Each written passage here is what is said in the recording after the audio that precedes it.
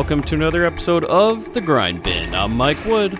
I'm Chris Mann. I'm Bobby Trippett. I'm Michael Tanner. And I'm Chris Hughes. And today we're talking about 1985's Howling 2, Your Sister is a Werewolf. Boo. Hi, honey. Hey, Bobby, I got the money. Dad, I made the team. But you're a hooker. Get that goddamn thing out of your mouth. I didn't say it, Knocker. I don't know. Spooky ain't got no real rhythm. Hello, Mr. Man. We're gonna play a little game, baby. I just love funny games. Get a little girl all hot and horny. This is Los Angeles. Oh, the hell with women's live. I'm horny. And maybe Daddy wouldn't have had to kill himself because he couldn't get it up anymore. What a shame. It's for jacking off. Come on, just step on the gas before we get cream. And more. It's not Chris Mann, Chris Hughes, Robert Tripp. It's Shane and Terry back again to talk with me. You know, you guys were big fans of Howling 2, and you really wanted it on the show. So here you are. Explain yourself. I'll explain myself. Mike Wood said yesterday that we're doing this movie. Gave us very little time to prepare. And since no Grindbin B-listers can be here, you guys are stuck with the Z list. Oh, and that's not true at all. You guys are now beloved guests on the Grindbin. That recent episode that Terry was on, what a hit. Am I right, Devil's Sword?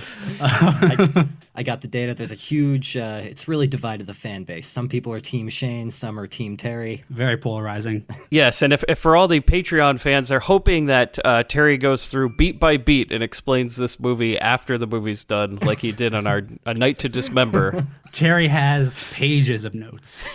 Well, I do too, and this movie is actually recommended by one of our Patreon members, and you know what? The big problem today is that I can't log into the Patreon, and why is that? Because my computer crashed right before we're about to record this episode. We are only 45 minutes late for recording, and you guys are on the East Coast, so we're recording at about midnight your time, and Yeah. I'd say it's the witching hour, ready for werewolves, we're ready to go. We're in the mood. So- This has been a horrible night of technical problems. We were just having issues with the audio. And how long did that take? It's 10, 15 minutes? Yeah, seriously. Yeah, Jesus. But let's just say, listeners, all of our technical problems and all the problems with the show, quality-wise and everything, can be blamed on Terry. He will accept the blame, so find him. What's your Twitter name at this point? Instagram? It's you can send your hate mail to, it's asteroids, but with 2 R's and a Y instead of an I. So it's just asteroids, but with my name. Like hemorrhoids. In there. So today we're doing Howling 2, Your Sister is a Werewolf, and the Patreon member who recommended this, I'm very sorry. I will mention you. I'll probably record your name and drop it in here before this episode actually comes out. And that person's name is Jason Connerly. Jason, thank you so much for supporting the show and being one of our Bigger Than Dugan Patreon members. But Howling 2, Your Sister is a Werewolf, which is the most confusing title. It's not Your Sister's a Werewolf. It's Your Sister is a Werewolf. Just rolls off the tongue. Oh, yeah. However, the original title was Howling 2, Sturba Werewolf Bitch. Yes. Come on, how do you drop that one? I know. Perfect. And it sums everything up. It's better, we see Sturba more than we do any sister. Yeah. So it's come on, keep the werewolf bitch. Yeah, I was pretty upset. And this movie, though, is a direct sequel to a movie made by Joe Gremlins Dante, Howling 1, which, it was like a B movie, a fun B movie. And Yeah, I liked it. But Howling 2... Well, I don't really know what the hell was the point of this, but it was directed by, guys, did you know this? Grindbin All-Star. Yes, from, what was it? Return of Captain Invincible, right? Yep, Phillipe Mora, who is the director of Return of Captain Invincible. This was the first movie, I believe, he worked with Christopher Lee on, and Return of Captain Invincible was the last one. And apparently, Christopher Lee showed up to set on Gremlins 2 and apologized to Joe Dante for being in this movie. Amazing. That Howling feud. Yeah. But the writer of this movie, though, 2 writers. Now, only one is credited. However, there are 2 writers on this movie. The first being Gary Brandner, who is credited with also, I'm sure you guys noticed this, there is a, quote, novel adaptation. Yes. Yeah, so the books actually came first. There are multiple Howling books written by Gary, and he had his movie, his book based on the first movie, which he hated, by the way. He absolutely hated how Joe Dante dealt with his source material. Apparently, he went to a Joe Dante panel in real life and called him out. in front of everyone. Seriously? Yeah. So he just shows up and he goes, wait, hold up. Whoa. Let's back this up. So was Gary on the panel or he showed up at a panel that Gary Joe showed Dante... up to Joe Dante's panel and called him the fuck out in front of everyone. I think it might have been televised. Holy shit, that's embarrassing. That's embarrassing for Gary. Yeah, right, exactly.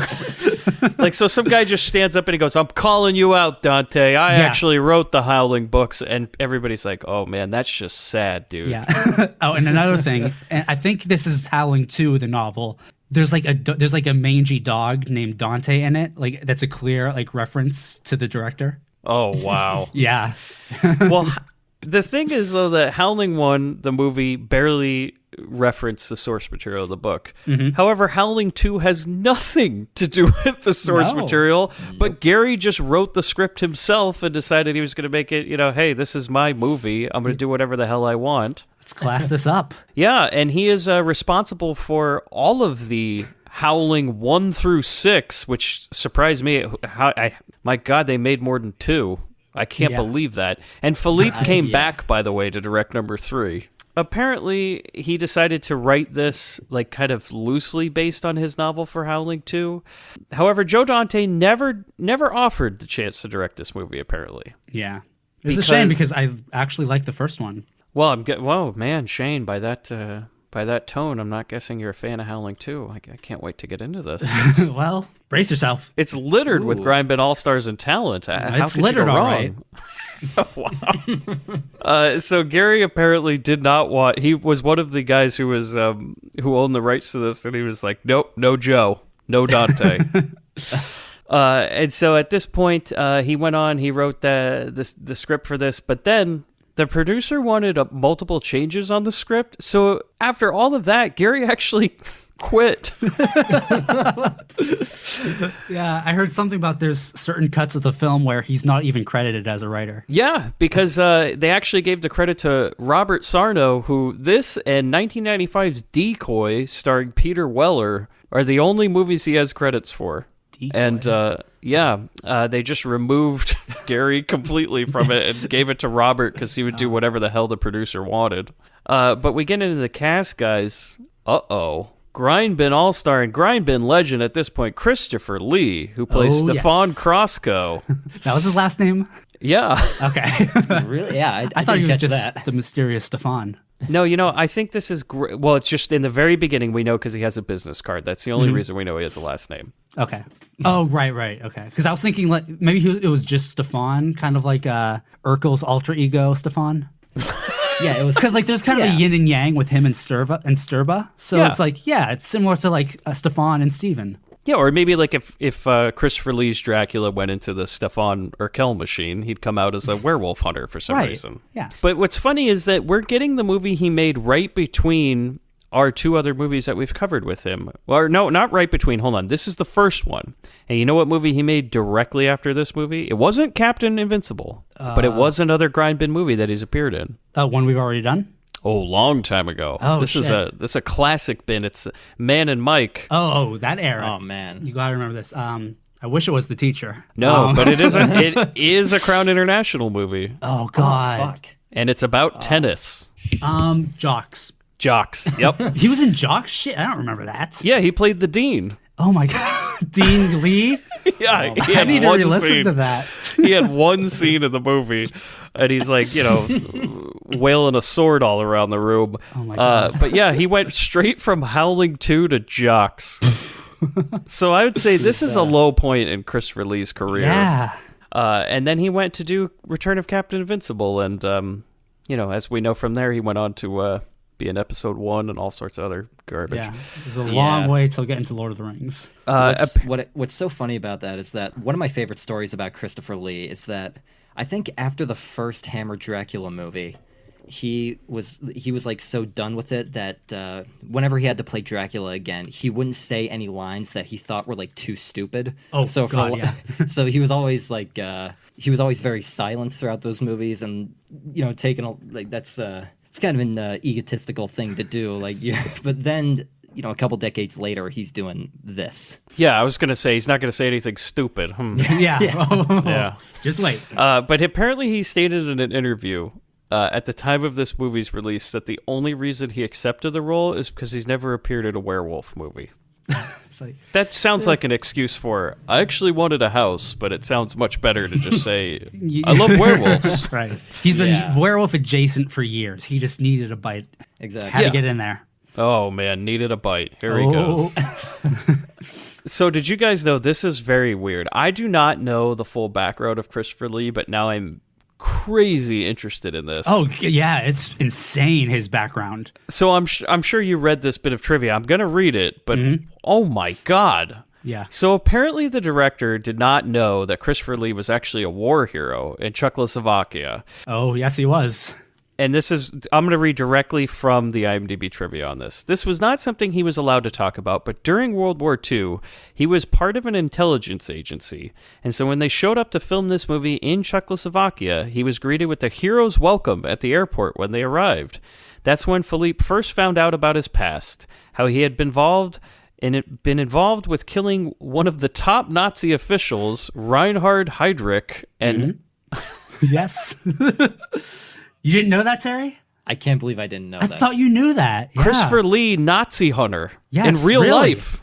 Yeah, it gets crazier, though. Yeah.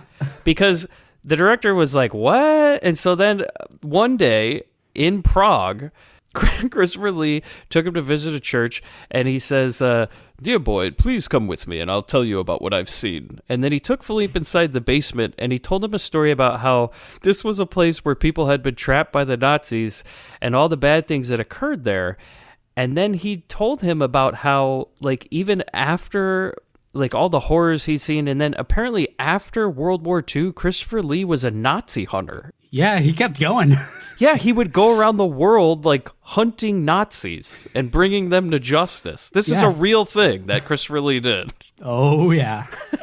Dude was the fucking man. Yeah, that is the most badass thing I've ever heard. So Christopher Lee's career went from being a Nazi hunter in real life to playing Dracula to being in all sorts of bad B movies to being in a metal band Yeah. and then being in Star Wars, and then he Yes. died. He lived a hell of a life, man. I can't believe I didn't know any of that. Wow. King among men. Seriously, though. I think we should do it now, guys. We're now inducting Christopher Lee into the Grindbin Hall of Fame. Yes. I think he's an honorary member already. There may never be another Binny's show because I just don't have the time to edit something like that ever again. But he's in. First ballot Hall of Famer, Christopher Lee. And what better guest to share it with than the Howling Boys, huh? yeah.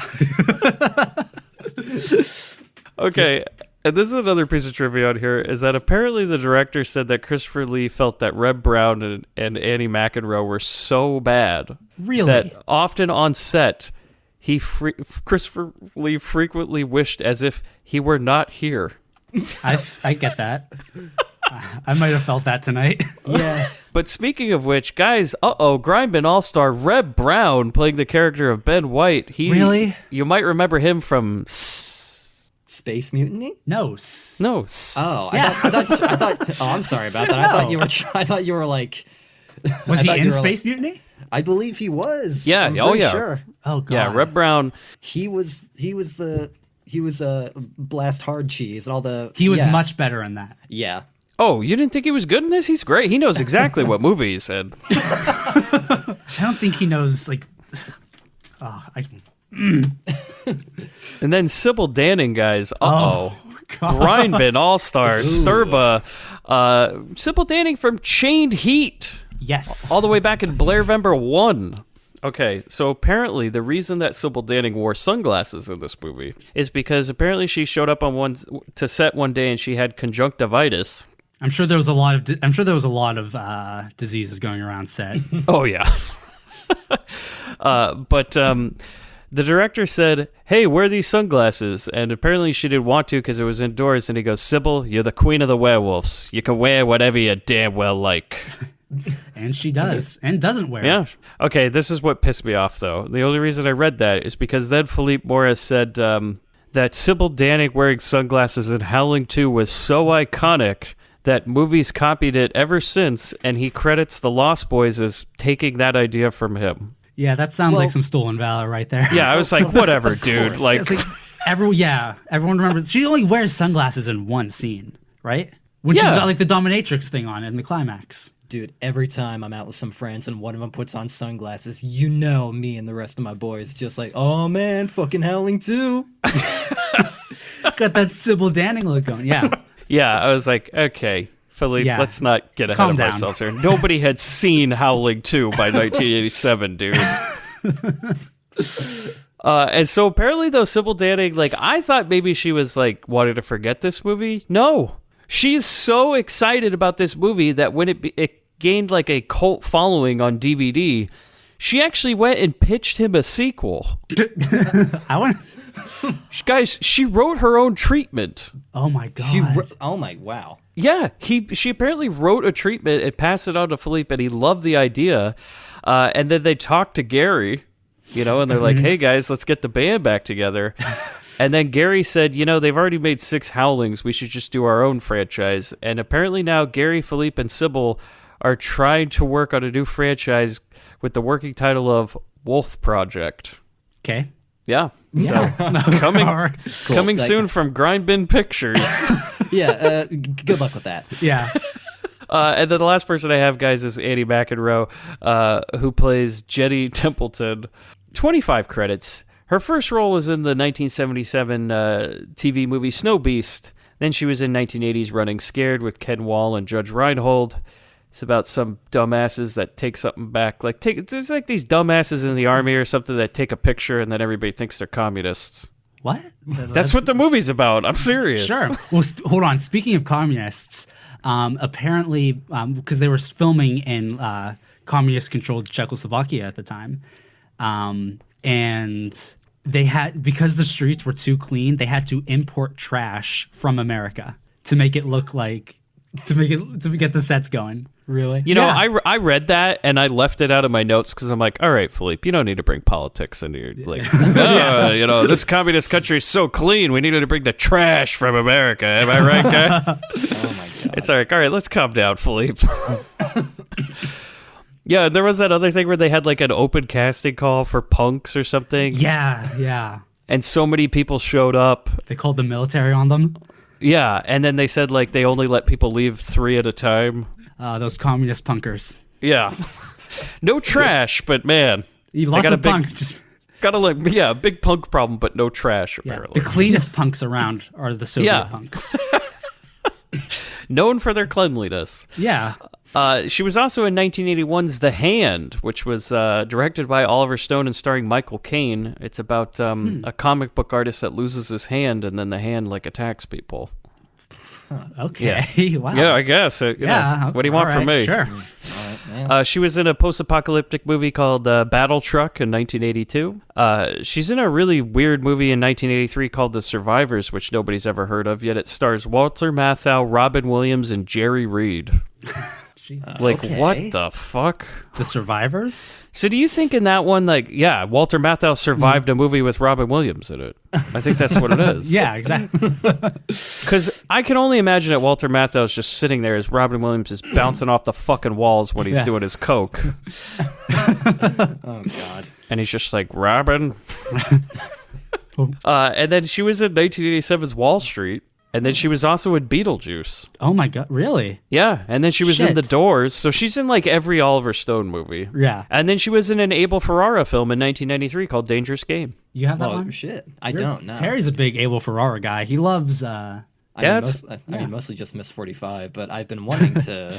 Well, I'm sure you've seen Bad Lieutenant. Not even that. You have Bad Lieutenant. You've had it forever. Terry. I own it, but I'm... This motherfucker dropping the ball everywhere. You didn't want to see Harvey Keitel's dick? That's all I ever want to see. Well, now we have... I just don't... Yeah, fire it up, dude. Yeah. Let me tell you something. I once put that on when people were over that I didn't really want to be over. Yeah. I was just like, you guys want to watch a movie? You ever seen Bad Lieutenant? I know that much about the movie. I know how just across the board fucked up it is, but I still haven't. If you want guests to leave, Terry, fire up Bad Lieutenant. It's a good DVD to have on hand, okay? We have plenty of DVDs that would make people leave. Yeah. Honestly. I think that's just all of your DVDs. Yeah, we got like I Spit on Your Grave. We got Caligula. Like, if Caligula. if that occasion ever comes up, then So all those dates you've brought back to the house when you show them Caligula, they end up leaving. There's actually a really funny story. So I bought Caligula. This was years ago. Me and Terry were actually at the store together. You walked behind the beaded curtain. You bought your Exactly. copy of Caligula. Well, before taking care of some other business. We both go up to the register at the same time. We're paying separately. So Terry is paying for this nice edition of Lawrence of Arabia. And the guy's like, oh, you got good taste. And then I like put mine down. He's like, you, on the other hand, Got better taste. exactly. yes, I like how you guys were like buying them separately and also pretending like you didn't really know each other. Like if I was Terry, I'd be like, oh, I don't really know him. He Yeah. We don't Yeah. look like we know each other. So Yeah. Okay, this is a great piece of trivia about this, but apparently when they were filming this movie, the crew got a crate marked 20th Century Fox Planet of the Apes. And when they opened it up, they realized that the studio had actually sent them monkey suits and not werewolf suits. You know, I can kind of see it now. There's not Yes. much. You don't really see much wolf. Guys, when you look at it, they're just costumes for Planet of the Apes that they put hair on. Oh my god. Because apparently Phillipe called one of the producers and he was like, dude, what the fuck? You sent me monkey suits. And he said, you're talented. Make it work. Yeah, make it work. And he was like, yeah, it's not going to work. But nope. Have you ever heard of the howling monkey? Come on. Okay. Apparently Christopher Lee calmed Phillipe down by saying, and this is one of the most insane things I've ever heard, is that he said, look, Phillipe, the process of evolution is reversed. It goes man, monkey, wolf. Exactly. See, this is why you have a professional on hand like Christopher Lee. You can expect him to come in when you need him to drop stuff like this on you. Man, monkey, wolf. Do you think Christopher Lee felt at home when he was walking through Castle Wolfenstein at the end of this movie? Yeah. Oh, of course. Okay, so apparently the original cut of the movie was supposed to be a comedy, but then the producers decided, nah, we want it to be a horror movie, but they didn't reshoot anything. Phillipe was actually making another movie in 1986 called Death of a Soldier, and the producers just recut the movie without him there, but it still has the comedy in it. Yeah, that actually makes a lot of sense. It does. Hearing Now. that, yeah. That's why I think if you look at it from that angle, this movie, I have heard so much shit over the years about this movie. Mm-hmm. I'm like, this is a bastardized film that I am on board for, because Yeah. it's like Slumber Party Massacre style. Is Yeah. that like it's unintentionally a different movie? Mm-hmm. We need the Phillipe uncut. We need the uncut Phillipe version. Well, Unwrapped, uncut. I am getting all these comments from the recent Blu-ray that was released because he does a commentary. Mm-hmm. And apparently one of the things he said on that commentary was that they went to go shoot this movie in a church. And this, I love this part. Oh, God. Is that he tells the priest at the church, he's like, look, man, there's going to be a lot of crazy shit, man. Like, this is going to be the werewolf's lair. There's going to be nudity, some sort of Caligula orgy in the thing. And, like, there's going to be all this killing and blood. And the priest was like, yeah, no, we're on board. Guys, it gets better because they got the Vatican on the phone. What? Really? Like, why Okay. would they, what? Guys, Howling 2, Pope approved. Wait, why did they call the Vatican? Just to see. Like, they're like, is it all right if we film this movie here? And I guess, who's the Pope at the time? John Paul was One like, of the Jean Pauls. I Yeah. guess. he's like, yes, the Pope approve. Do you think maybe John Paul was like somewhere in that orgy at the end? Like that was the deal? Well, you didn't see that lady wearing the Pope hat? God. So, guys, Howling 2, Vatican and Pope approved. Goddamn. This is a blessed production. Yes. Yep. So we get into the movie, and this is how you want to start every fucking movie. Now, I know, Shane, you might hate this movie, but I love this. how Holy do you shit. go wrong with starting a movie in space and having Christopher Lee read from a book to the audience? Yeah, in that skeleton, just like kind of in the background to his right. Yeah. Yeah. Like that's just kind of there. Also, he's reading from the book of Revelations, which is in the middle of the Bible. Just, Christopher, just open it to the middle and read whatever's there. It's fine. The Revelations is in the back. You would have to have the whole. That's the last thing. So What edition is this? It's the new Bible, Shane. Come on. But what he says is, if I can't play the audio, I'm just going to read it for you in my bad Christopher Lee impression right now. For it is written, the inhabitants of the earth had been made drunk with her blood, and I saw her sent upon a hairy beast, and she held forth a golden chalice full of the filthiness of fornications. And upon her forehead was written, Behold, I am the great mother of harlots, and all abominations of earth. Chalice with the filthiness of fornications. You're telling me that's in Revelation, Shane? Yeah, Yeah. that's in the Bible? That's in the Bible, yeah. No, that's Wait, the Bible. hold on. Wow. A hairy beast? Yeah. No, I'm sure this is in the Bible, okay? Was this like something about like, man, Jesus really got to cut that hair? Am I right, guys? Yeah. Terry, your dumbass didn't have to go to Catholic high school. Mine did. I know this is Revelations. Okay, yeah, because I never got quite that far. Now, did you stand in front of the space background and read this to your class one day? Yeah, that's every morning. Oh, okay. And that's when the credits show me that this was based on a novel, and I had not done my trivia yet, and I'm like, what the fuck?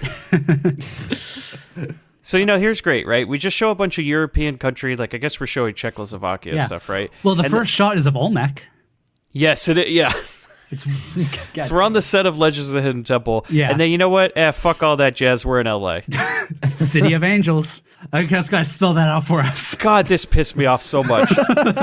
It says Los Angeles, California, and then there's another title that comes up that says City of Angels. Mm-hmm. Thanks, Phillipe. I mean, that is literally what Los Angeles means. We need the audience to know. Yeah. So then we're at a church, and I rate this church is slanted like the Tower of Pisa. Oh, wait, no, they forgot to level the tripod. It's not even a Dutch angle or anything. It's just that somebody... Yeah, it's just not... They didn't look at the level. And they got this footage back, and they're like, oh, fuck! You think maybe this is the cameraman that Evel Knievel hit? So he's kind of wobbly? Yeah. He also filmed Lady Terminator. There's a lot of unintentional... One of the tripod's legs was missing. So then we get to a priest. He's giving a eulogy at a funeral, and he's like, yeah, this young lady died. Apparently it was anonymous violence. Now, the anonymous violence is, this is the only movie in the Howling sixology, whatever the hell you want to call that, that is a direct sequel. Yep. And this is a direct sequel to the first one, is that we're carrying on from the character who was apparently turned into a werewolf at the end of Howling 1. And I have some big problems with this. Oh, break it down. Let's go. Well, you might remember my rage from our mini bin episode with Freddy's Nightmares and how things just didn't quite line up with what they were trying to show us there. Well, if you watch the original Howling, at the end, she transforms into a werewolf, and it's broadcast across the world. Literally everyone sees this, and then her friend, who she asks, shoots her with silver bullets. Interesting. Yeah. And in this one, no one knows anything about the werewolf stuff, but you see people watching her werewolf transformation live at the end of the movie. Well, I think that was that may have been a Dante admission, or mission. Yeah. So Gary doesn't recognize that shit, Shane. Damn it. So apparently, it was anonymous violence, which is not true at all. No, it was Chris from the first movie. And then Christopher Lee is just standing in the back, kind of hovering around. I don't know. It's at this point, you're like, is he waiting for the next funeral or something? Or if you saw someone like Christopher Lee at a funeral, you wouldn't really question it. He fits in. Yeah. If some strange man is just hovering around the back of the room, you're like, I guess he has a purpose. Mm-hmm. So then the priest finishes. Everybody's all sad. They say amen a bunch as they shove this lady into a wall. So, prime spot, by the way. They bury her, right in the church wall. Right next to where the priest stands, Yeah, they just kind of put her there. She's not actually buried. She's got that Snow White, glass coffin, too. Well, because they do say... Yeah, they did say something... Yo, hold on a second. What? Why does she have a glass top to I don't know. And they just, what? They just said, I don't know, there's no room outside, so maybe we just, I don't know, just put her in the wall. We'll figure it out later. And then they put her in the crypt later? I thought it was a mausoleum, but I have no fucking clue what it was. Well, they call it a crypt, I remember. Okay. Yeah, but this isn't a crypt. They just put her in the church wall. Yeah. Yeah. They're It's the same thing. You know, the guy from Phantasm's going to come by. The tall man's going to take her eventually. You know, she'll be fine. In the meantime, it's good decoration. And so I love this. So outside the church, Jenny is here. She's talking to Reb Brown. Oh, no, she's talking to this guy who's her boss that we'll never see again, and she'll never do what he tells her to do. Is he goes, all right, hey, get a film crew together, because there's these 6 dead bodies that were found mauled and killed by, quote, canine teeth.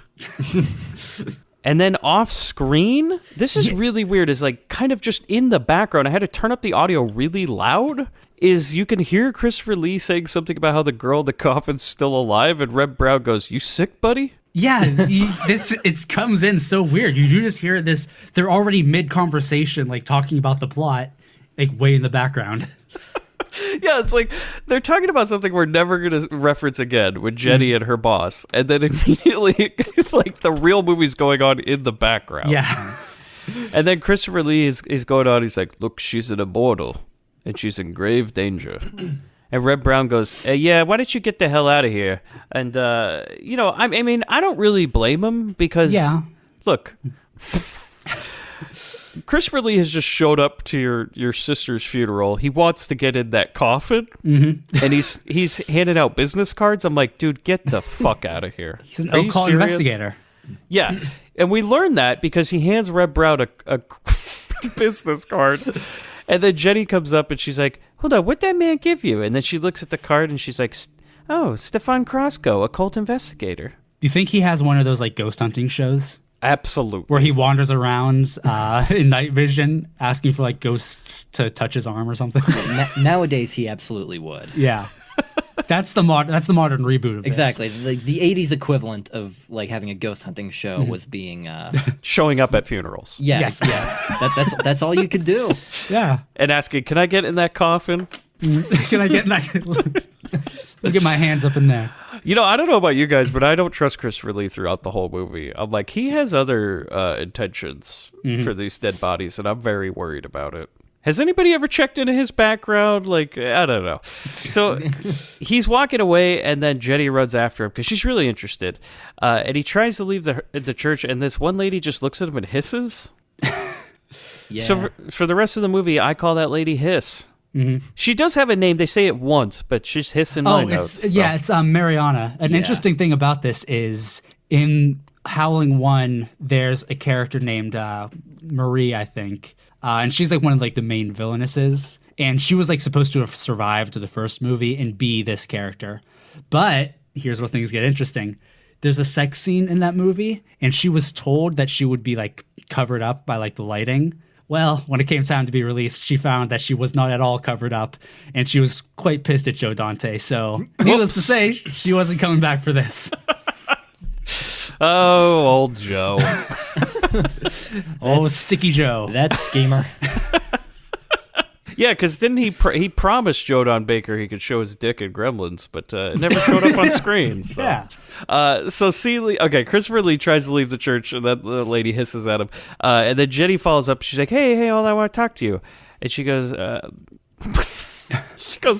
do you know about Karen White? And he goes, she's a werewolf. And everyone, well, fuck subtlety, am I right? You know, fuck the mystery, none of that. You know, your sister's a fucking werewolf, Reb Brown. We gotta cut right to it. I mean, it says it in the title. We might as well get it out of the way, am I right? And so then Reb Brown walks up and he goes, Jenny, what did he say? And she goes, well, he said, your sister's a werewolf. And Reb Brown, in maybe one of the most amazingly delivered lines, bullshit. Cut to his sister screaming in her coffin trying to get out. Luckily, it's glass. I wrote, well, lady, wake up before the damn burial. Yeah. Like, that's on you at this point. Like, man, come on. I mean, it's not like they just get a dead body and they put him away right away. Like, it was a very beautiful service. She didn't want to interrupt. Yeah, and then she was like, oh, I'll just wake up when they put... Oh, shit. Damn it. So then we cut to, guys... You know the staple of a good Grindbin movie, don't you? Oh, yeah. Oh, yes. Now, how many live musical performances are we getting in this movie? We're getting one, but we're getting it 17 times. One, yes. That's a good way of putting it. You have to admit that the theme song for this movie pretty amazing, right? Yeah. God. It is. I can't get out of my fucking head. It's stellar. Why don't you guys give us a little rendition, huh? Sarah, you can do it. I don't remember how it goes. The only thing I remember is that like, one of the lyrics is that at one point he sings the lyric "Somebody make love to me" in the most desperate goddamn voice. Like that's the most desperate I've ever heard a lyric like that in my entire life. Jesus. And then most of the rest of the song is like howling, howling. I can't remember how it goes. It's but pretty much just how it goes. It goes howling. That's Yeah. It's the most cliche like 80s setting for like a bunch of punkers. And of course the most cliche 80s thing, they're singing a very movie appropriate song. And at this point, like the electronics are offensively bad. Yes. Like it's to the point where I'm like, okay, this is something else. So during this live show, which I assume is in LA, Christopher Lee shows up and he just puts on a pair of like Geordie LaForge glasses. Yeah. Okay. He just to set this picture, Christopher Lee has showed up to a punk club in LA. He has a polo shirt on that's tucked. Mm-hmm. His gut is hanging out, and he puts on a pair of Geordie LaForge sunglasses and blends in. Yeah. Now, does this scene actually go anywhere? Because like I know the scene after this, but I don't think Christopher Lee actually does anything. he doesn't do anything here. Not in this scene. No, the only reason he's here is because he followed the hissing lady here. Oh, that's right. Because the hissing. Yeah. Well, he doesn't follow up with that, as we see. No. He doesn't follow anything. He just shows up, and I guess he likes the band because he kind of sticks around. But guys, guess what? It's party time. Am I right? This scene is what inspired Christopher Lee to start his own band. Yeah. Now, the Party Boys, and I'm assuming, the boys. Here we go, the Party Boys, who continually just say, they have a catchphrase, which is, it's party time. Yes. Well, do you remember how we're introduced to the Party Boys? Oh, please, go ahead. They're just like, kind of like sneering at each other, and one of them kisses the other one, and then the other one just like shoves them away. It's like, that's how we... Look, man, it's party time, Shane. You know, your lips goes. go wherever they go. You know, wherever they land. You can't stop a party boy. And so they start hitting on Hiss Lady, and they're like, "Hey, it's party time." And she's like, "Okay, well, follow me, boys." And so they follow her out of the bar, and that's when we see Christopher Lee comes out of the bar wearing the sunglasses. He does not follow them. No, he's like, whatever. So then Hiss brings these party boys back with some... Now they have a random girl in tow that they... Yeah, she wasn't there before. Yeah, they who picked is her this? Up somewhere. I don't know. She looks pretty young. They must have picked her. Yeah, they just picked her up along the way or something. It took them a whole day to get to the fucking like place they're going, if you notice. Thank you. It's daytime. Thank you. They rode a whole day to run train on this girl. This is the most horrifying... I'm actually glad they get murdered because this is the most horrifying, I hate this. So they were in Los Angeles. What, did they drive to San Francisco or some shit? Because, the next thing we see is, they were at a concert at night. Mm-hmm. Every bar in LA closes at 2 a.m. Okay, so you can't leave that late. It's now daytime. By the time they arrive at this random warehouse where Hiss goes in the middle of the warehouse and just sits there and howls. Mm-hmm. And all the party boys walk in, really confused. And then that random girl and one of the guys, they walk to a nearby, crate, and they go, "Hey, we're just going to fuck right here." Yeah, you guys go ahead. Sure. Yeah, and then she starts undoing his belt. Yeah. Dude, it is party time, Yeah, am I right? No place like a factory. It's the feeling factory. Well, it's called fetishes, Shane. Yes. So then Party Boy 1, he finds a pair of panties on the ground. It's just... When did they become British? I think they were always British, but they never really explain it because we're supposed to be in Los Angeles. The band is very British, and everyone in that club is British. Christopher Lee is British. Because at one point, all of a sudden, the guy's like, "Oh, where'd she go? Where'd she go? I completely forgot about that. You don't want to piss off Deacon." And it's like, what the fuck?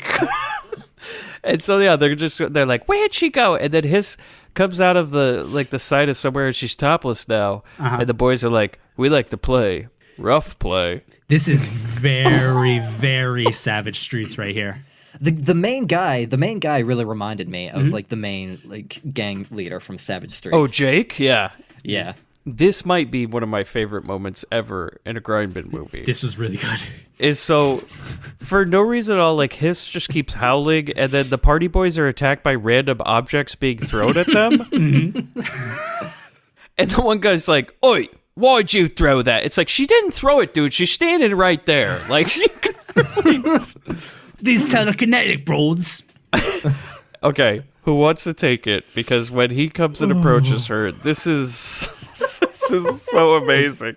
I've never seen anything this good in a movie. Is this what I think it is? Yes. Yeah. Go ahead, Terry, take it.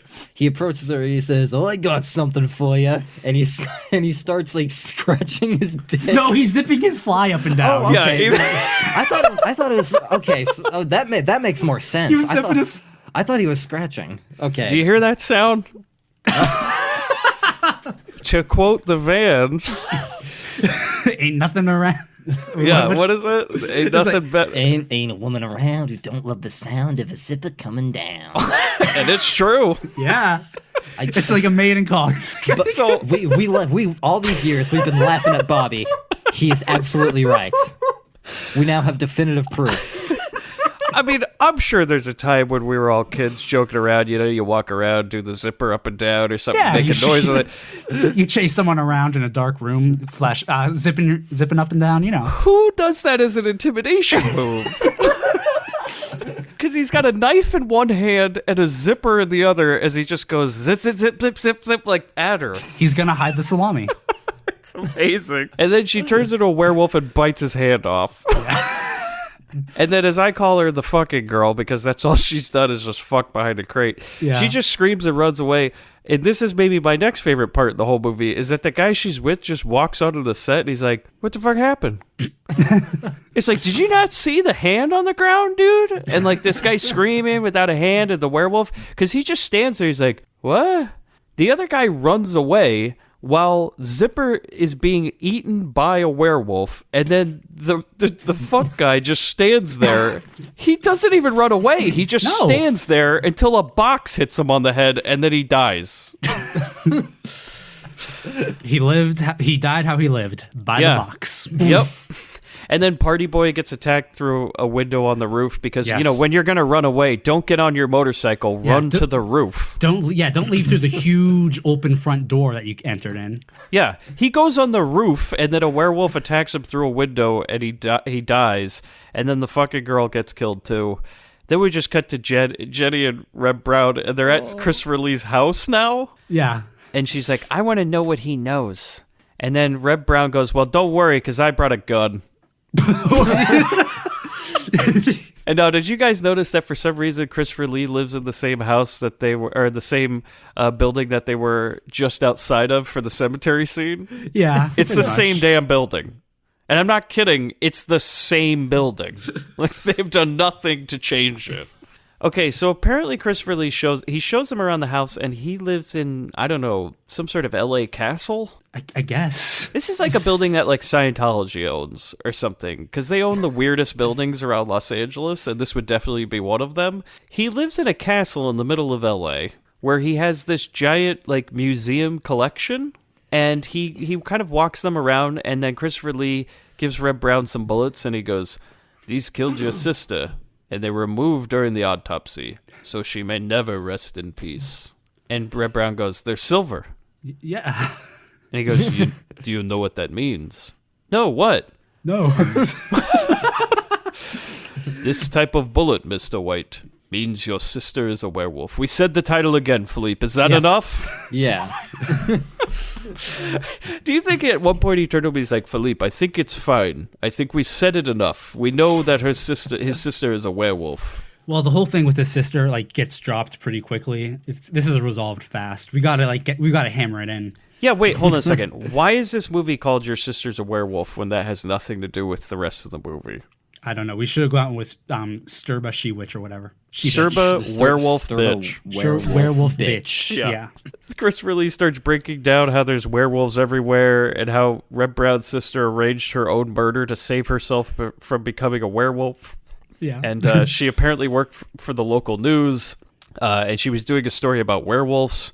And while he's saying that, I'm just like, how did he afford this mansion? Like, what does he do?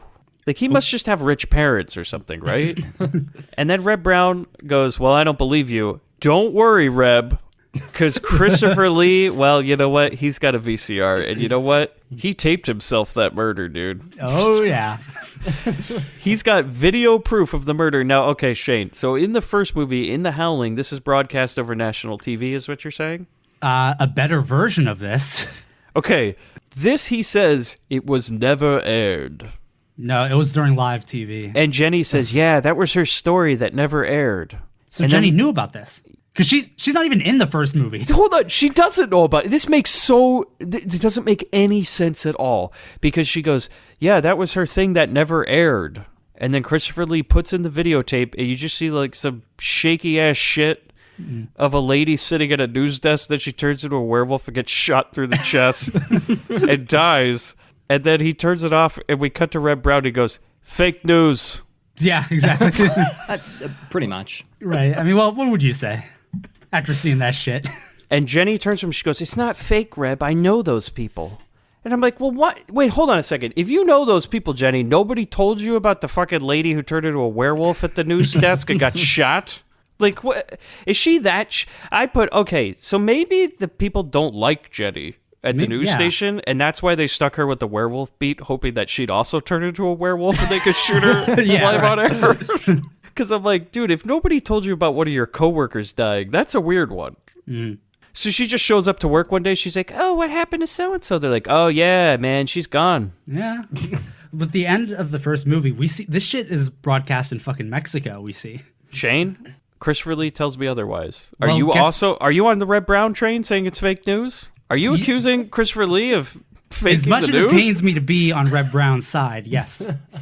I would have liked it right now if Reb Brown just cocked his gun. Yeah, his many guns he has throughout this movie. Yeah. So then Jen goes, nah, it's not fake. And then Christopher Lee brings out this giant poster. Yeah.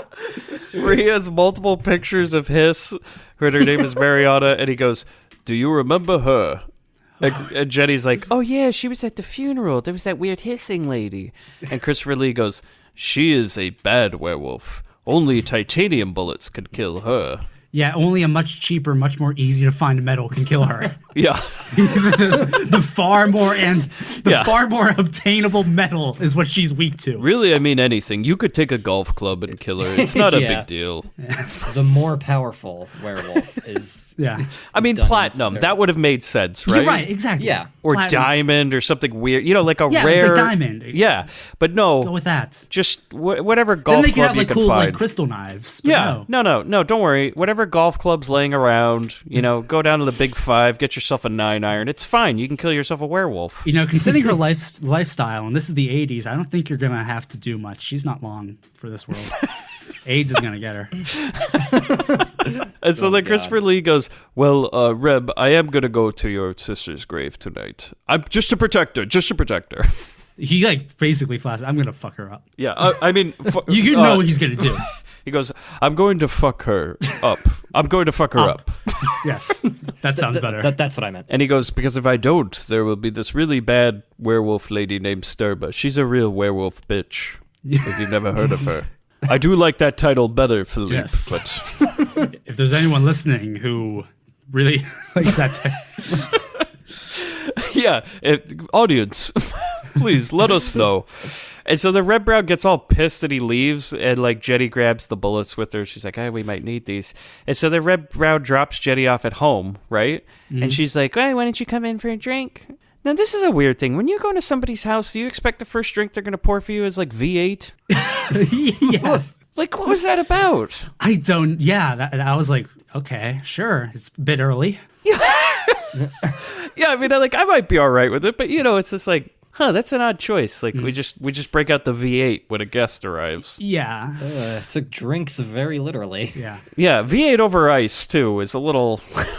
This is before the days of V8s. It just looks like ketchup. So it's just tomato. Yeah, it's We're just just drinking ketchup. Just Heinz. Yeah, Yeah, just straight out of the can. Yeah. It's good for you. And so the Reb's all mad. He's like, man, that Christopher Lee's a real dick, isn't he? And she's like, no, I think he's all right. And he's like, no, he said he was going to fuck up. He said he was gonna fuck my sister. This is such a good scene. He's like, yeah, he said he was going down to he said he was going to the graveyard. What was he mentioning? He was mentioning werewolves. We've been talking about werewolves the whole movie. He's like, oh yeah, he said that.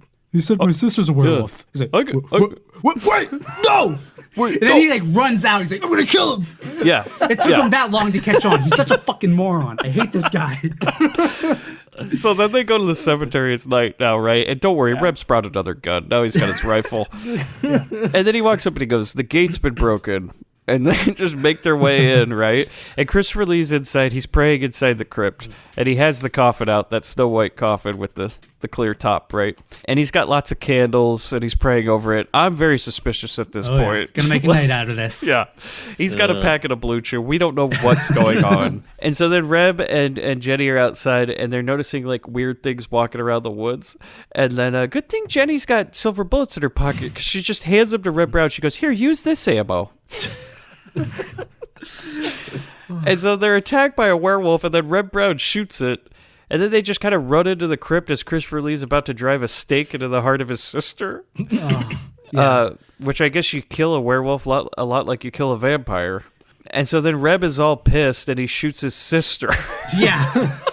Well, he has like this battle cry throughout this scene. Like whenever he shoots someone, he has the whiniest battle cry of like any action hero I've ever heard. He's like, ah, ah, ah. Anytime he shoots, like that. Anytime he shoots something. And he shoots his own sister, and like her head almost explodes, right? Yeah. Then he spins around and he shoots an old man. Yeah. And at this point, you're like, dude, was that a werewolf or just an old dude? And then because Christopher Lee goes, oh no, we need to go get that guy. Like, we can't just let him run away. This guy looks more like the Leprechaun from the Leprechaun movies. He really does. Okay, Shane, how does he stop this old man from running away who already falls on the ground with a bullet wound? How does Reb Brown stop this old man from getting away? You gotta do a full ass body slam. Oh, not only that, he's brought something with him. He, for no reason at all, pulls out like a fishing net. It's not even a fishing net, it's a soccer net or like a basketball hoop. And he just lightly tosses this on the old man like somehow this basketball hoop's gonna keep him in place or something. Like, what the fuck is he doing? You know. The guy's on the ground dead from a bullet wound. Didn't he come to kill Christopher Lee, but he brought a net with him? Yeah, he brought like a soccer field net. Yeah. Like, you imagine they probably went to the local park and cut that off a soccer goal in the middle of the kids' game. Yeah. Those kids are crying. Reb Brown's tearing apart their net. And you know, Reb Brown's like, learn an American sport. Yeah, right. I think we're in London. And somebody's like, I think he just called my 10-year-old a cuck. So then, he just yelled boo, then ran away. And so then Christopher Lee, they all walk outside and they're like, hey, you're not an old man. You're one of the Sturba's guys. You're like a werewolf dude. What kind of? Yeah, not really. He kind of looks more like a monkey. Yeah, he does. Yeah. And so then Christopher Lee just goes, rest in peace, and then he stabs him. We do learn where Sturba is, so this man served a purpose. Well, there's something very important about this guy. He is credited as Earl, and that's John Carradine's role from the first Howling. Oh, okay. Yeah, in the first Howling, John Carradine plays an old man named Earl. He just kind of like howls. He like not like wolf howling, kind of like weird old man howling. It's kind of sad. They couldn't even get John back, huh? Nope. So then we're outside the cemetery, and Christopher Lee's like, well, I'm going to go find Sturba. And Jenny and Reb Brown go, yeah, we want to come with you. And he just kind of gives them a look like, please don't. Yeah. He doesn't really given much of a chance to respond because, you know, they say, we'd love to come with you. Yeah, we want to find out what this is all about. Like, we really love to come with you. So, when do we leave? Yeah, because Reb Brown's like, I mean, my sister is a werewolf, so... Yeah. And, I guess. Yeah, and then he's like, okay, you can come with me, I guess. We're going to the dark country. Yeah, because they go, where are we going? The dark country. What's that?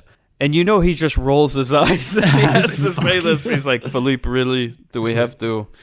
Say the line, Chris. Say it. Come on. Transylvania. That's a wrap on today. Guys, Cue the theme song. Howling. Yes. Howling. It's like by the pale, pale moonlight or something. I can't remember how it goes. Yeah.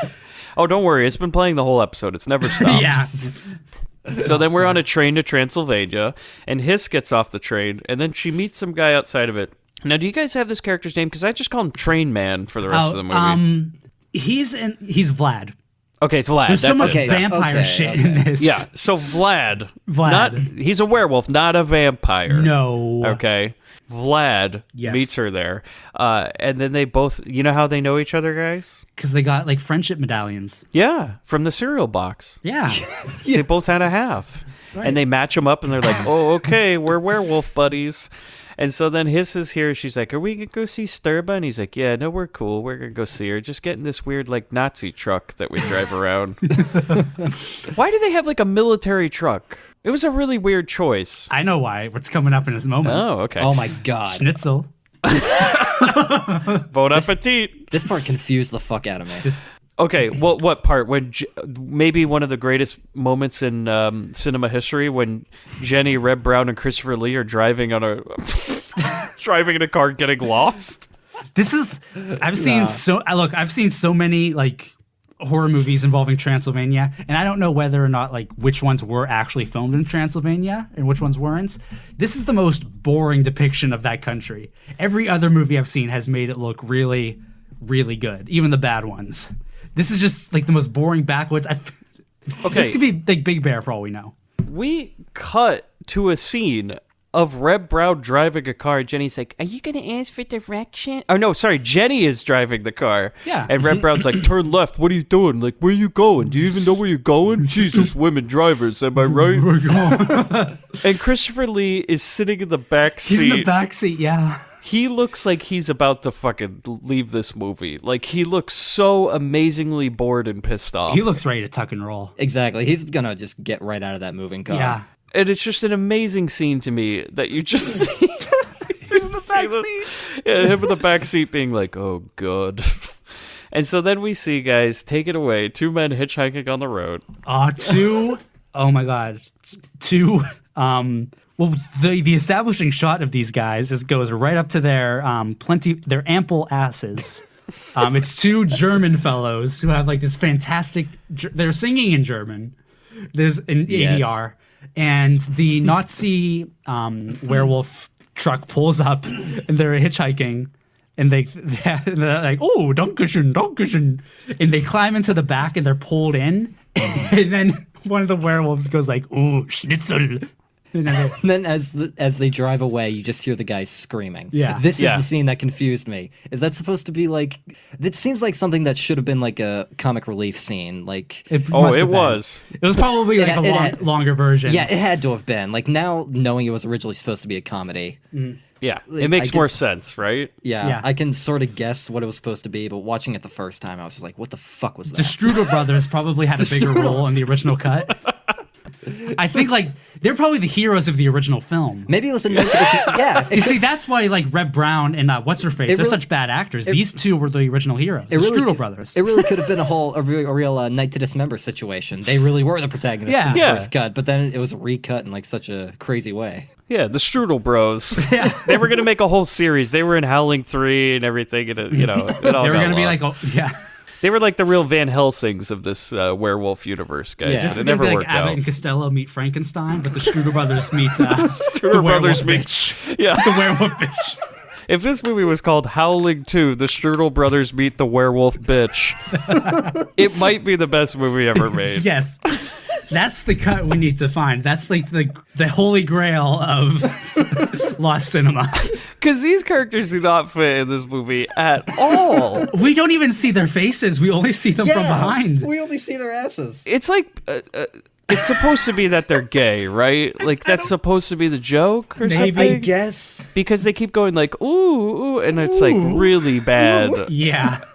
And that's, when somebody brings him in the car and he says Wiener Schnitzel or whatever. What the hell is he saying? He said, ooh, Schnitzel. Schnitzel. Yeah, and then somebody says Bon Appetit. before you hear him get eaten. Yes. And so then we cut to this crazy werewolf orgy that's about to start, right? There's all these like people dressed in bondage and stuff. And now, is it Vlad who's put this thing on his head? Because at some Vlad's got the horrible hat. Okay, I just called him Furhead. Yeah, because it's like they didn't have a hat, but he wore it as a hat. He's got some roadkill and just put it on his fucking head. Yeah, he looks like Tom Green and Freddy Got Fingered. Like when he...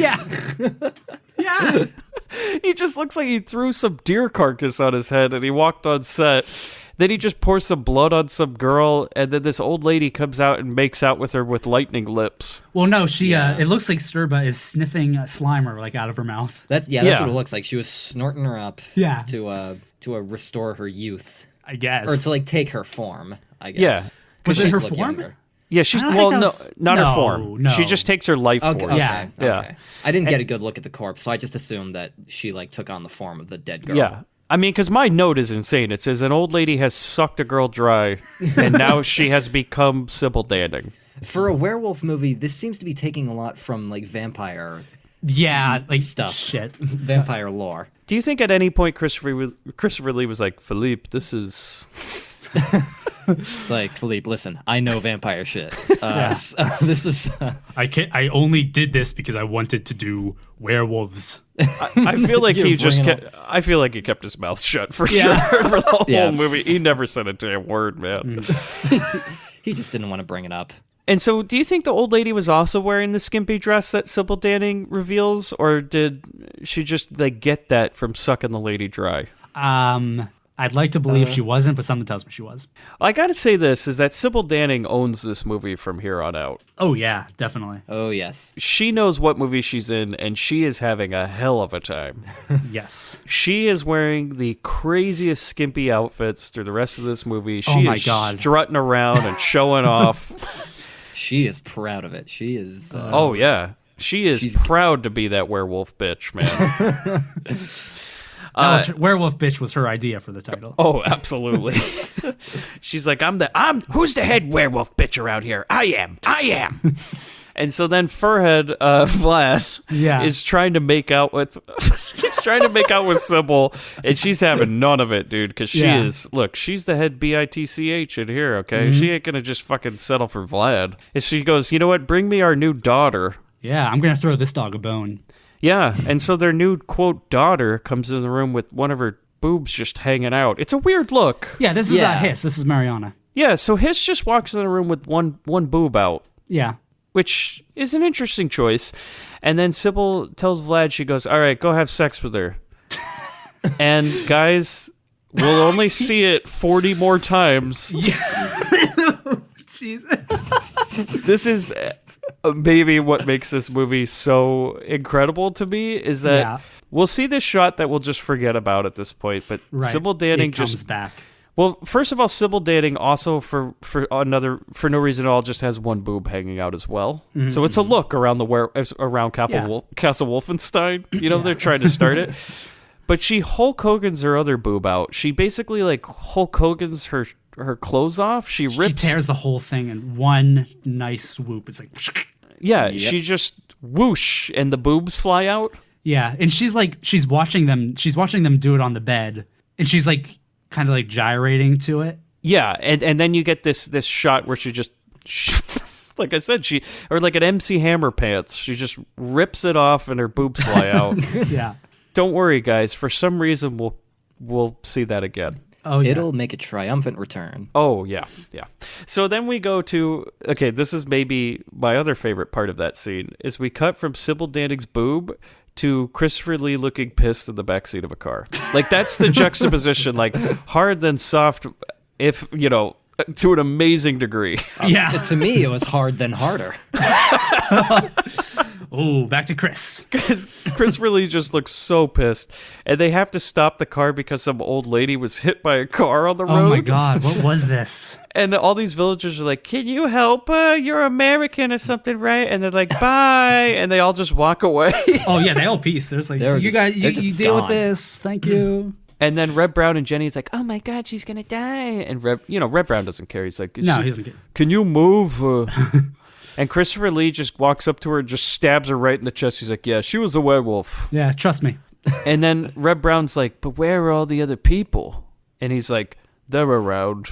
And then he just starts walking down the road. They're like, well, where are you going? And he goes, Anywhere but here. yeah. He goes, Yeah. I'll meet you in the town. And Christopher Lee just leaves. Yeah. I'm sick of you guys. I'll see you later. Yeah. He's so sick of them, he's going to walk the rest of however many fucking miles Yeah. it is to the town. They still have the cars. Like, I mean, I would too. Yeah. He's like, no, I'm done. Reb Brown has Alex Jones on in the car. He just can't stand it anymore. So then Reb Brown and Jenny get back in their car. And guys, hey, Jenny, a little day drinker, huh? Yeah. Yeah. We're gonna find a lot about. We're gonna find out a lot about Jenny in the coming Yeah. scenes. She takes a little pop, you know. She pulls out Yeah. her flash. She's like, hey, a little nip in the morning. Am I right, Reb? Now that square is out of the back seat, right? What are we doing? Avenging your sister? And then, oh my God, there's a werewolf in the car. And Reb Brown just shoots it, and that scene just ends. And we immediately cut from Reb Brown shooting a werewolf in the face to Sybil Danning, Vlad, and Hiss. They're all hairy now. Yeah. Yeah. Yes, they are. Is this maybe one of the weirdest Grindbin sex scenes we've had ever? I mean, It stands out. yeah, it does. We get to see this a lot. There's so many cuts to this same exact damn scene. Yes. In this And movie. It's weird For- because it's not even a sex scene. It's No. just them all lying on the bed together. Just like writhing and yeah, and sexual, howling. Yeah. It's like they're about to, but and then we they always, don't. we always get Star Wars wipes in and out of these Yeah. scenes. You notice that?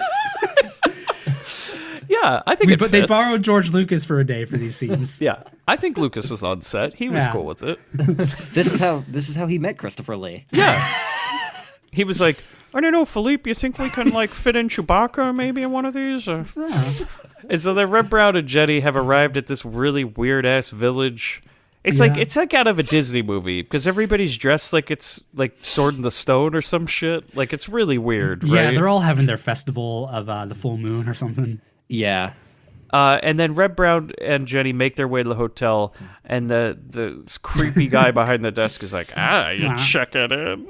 And Reb Brown goes, Room for one. No. We'll have two rooms. And then Jenny goes, no, one's just fine, Yeah. but I want a view. Yeah. And even the guy's like, what? A view? She's like, yeah, so I would like to see the vista and the town. You know, I hear there's a festival. And he's like, okay, yes, sure, whatever. And so then Jenny's like, have you seen Christopher Lee? Yeah. And he's like, what? No.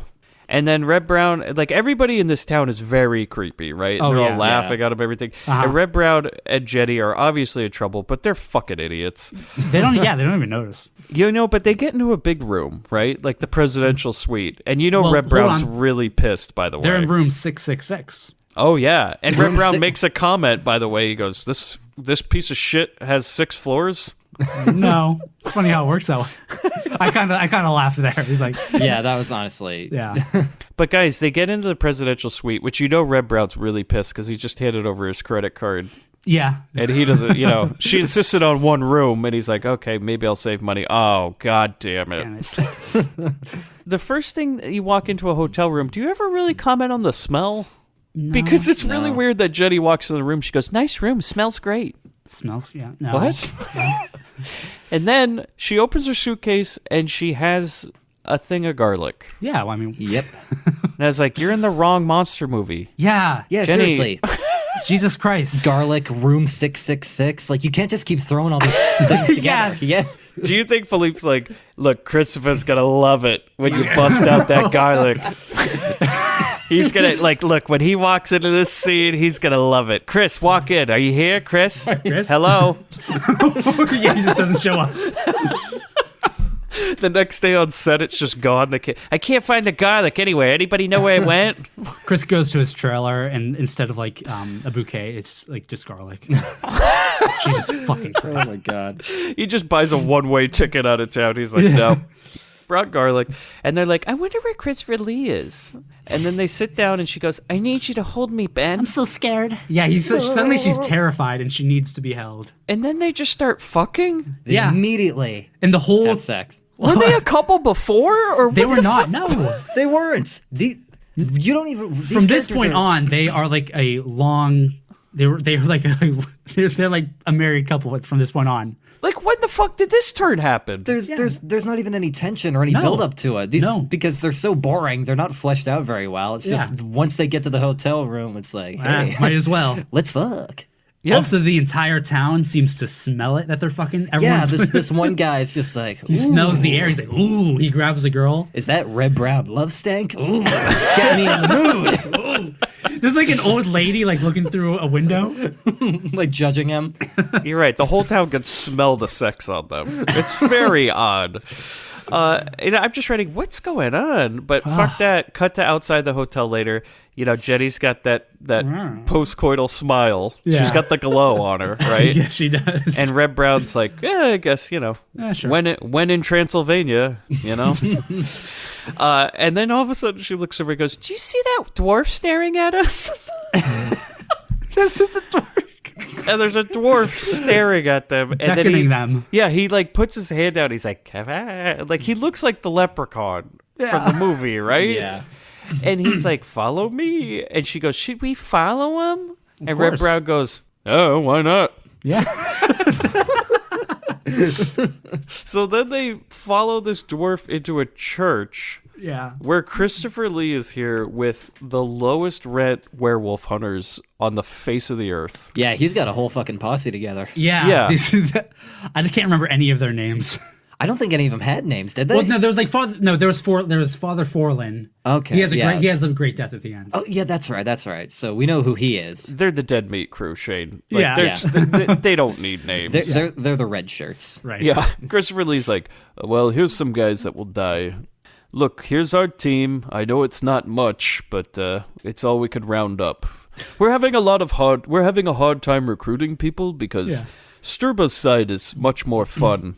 Yeah. You get orgies and fun, and our side's more for old men.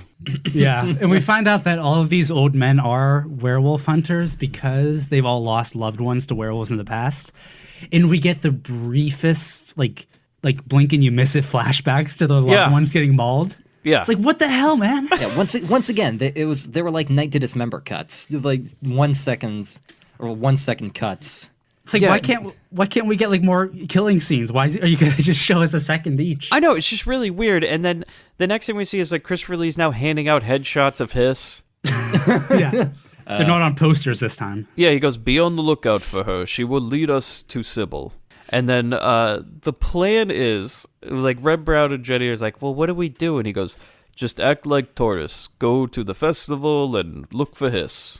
And then Reb Brown, like, as I write, he's not playing ball. He keeps trying to Bronson this movie. Yeah.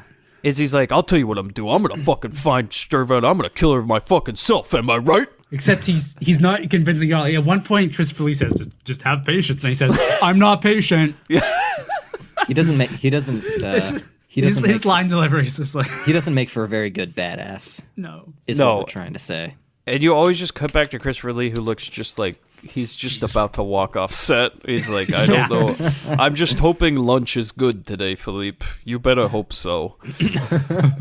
And so then he's like, I know our side's not fun, but to make it a little more fun, I bought these pendants for you at the local gift shop. And he hands them like 2 Cracker Jack box toys. Yeah. And he's like, just keep those around you. They're, werewolf proof. Well, if the werewolves get their friendship bracelets, they get these toys. Now, do these really come into play at all for stopping a werewolf? Because they don't. No. One gets stolen later on. Yeah, but Reb Brown never gives his up and nothing happens with it. There's not one point when this pendant will ever come into play. You know this is a placebo, right? Oh, yeah. Like at some point, like maybe he lost his. He's like, Chris, I hate to tell you, man, but I lost my pendant. And he's like, oh, Reb, that...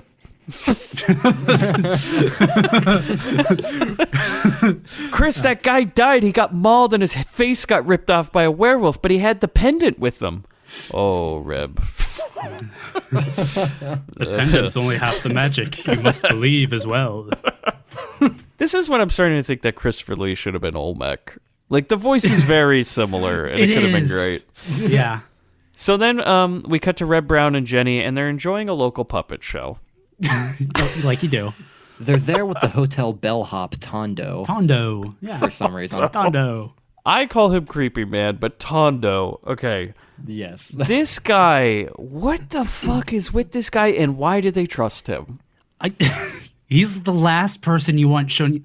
There's a scene earlier on where he's like, for very cheap, I can take you around the town. And I was like, thinking like, what's the most polite way to say fuck no? So yeah, this guy, what's his name? Tonto? What? Tondo. Tondo with a D, yeah. Okay, this guy, he just sits there and they're watching this creepy puppet show where a girl is mauled by a wolf. And Jenny's like, I don't like this. And you turn to Tondo and he's like, I like it a lot. Yeah. And they're like, okay, we'll catch you later. And then maybe the best scene of the movie, Shane, Jenny's taking a bath. Oh. My favorite. Oh my God. Okay, so Jenny is at the hotel relaxing, taking a bath. We're getting a slow zoom in POV shot into the bathroom. Something's about to creep up on her. We don't know what it is. Is it a werewolf? Is it a vampire? Which should probably be here, but isn't. No, it's much worse as we get, boo, hi, honey. Reb just like, this idiot just like pops in nude and just like, boo, hi, honey. That's exactly how he delivers the line, too. Yeah, it is. I was laughing so hard when that happened. I paused the film and just got up. I was like, and then you know what? That scene just ends. yeah, it's just there. They filmed that whole scene and set it up and everything for nothing. Maybe maybe in a better version, the Strudel brothers came into play. Yeah, like one of them pops out of the tub. Yeah, like they were doing the plumbing. Oh, schnitzel. Oh, schnitzel. And so then we just cut to more furry sex, which is going on. Yeah. And then Jed and Reb are now in the bed, and she's reading. She's like, I found this pamphlet downstairs about werewolves. And she's reading all these facts about werewolves to him from a pamphlet she got. And Reb Brown is listening to her while cleaning his handgun, which he apparently, brought on the fucking plane?